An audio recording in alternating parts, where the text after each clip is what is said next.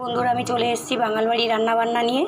তো আজকে আমি একটা নতুন রেসিপি নিয়ে এসেছি, চিড়ে পুলি পিঠা বানাবো। তো এখানে দেখুন গরম জলে চিড়েটাকে ধুয়ে রেখে দিয়েছি, আর অল্প অল্প করে ময়দা দিয়ে এটাকে ডো বানিয়ে নেব, মেখে নেব। আর এখানে আছে নারিকেলের পুর। সব বানানো হয়ে গেলে তারপরে আমি ঘি আর সাদা তেল দিয়ে ভেজে নেব, নিয়ে চিনির শিরা করে নেব। সেই চিনির শিরার মধ্যে এটা দিয়ে দেব। দেখুন আমি কিভাবে বানাই। দেখুন আমার এখানে ডোটা বানানো হয়ে গিয়েছে। এবারে আমি ছোট্ট ছোট্ট লেচি করব।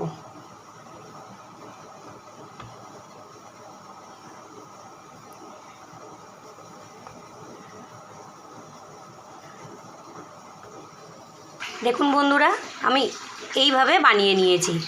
প্রথমে এরকম গোল করে লেচি করে নিয়েছি, তারপরে এটা গোল করে খুলি মতন বানিয়ে নিয়েছি, তার মধ্যে নারকেলের পুর দিয়েছি, দিয়ে এই যে এগুলো মুড়ে নিয়েছি। এইবারে দিয়ে দেব তেল, দিয়ে দিলাম সাদা তেল,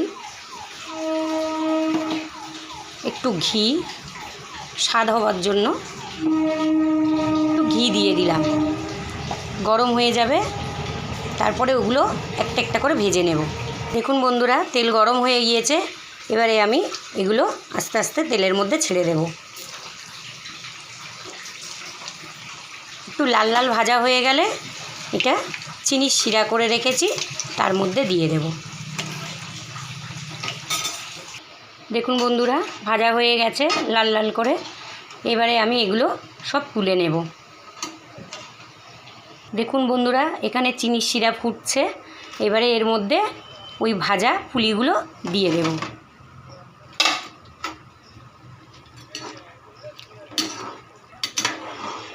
একটু রসে ভিজবে, ভিজে গেলে রেডি হয়ে যাবে আমার পুলি পিঠা।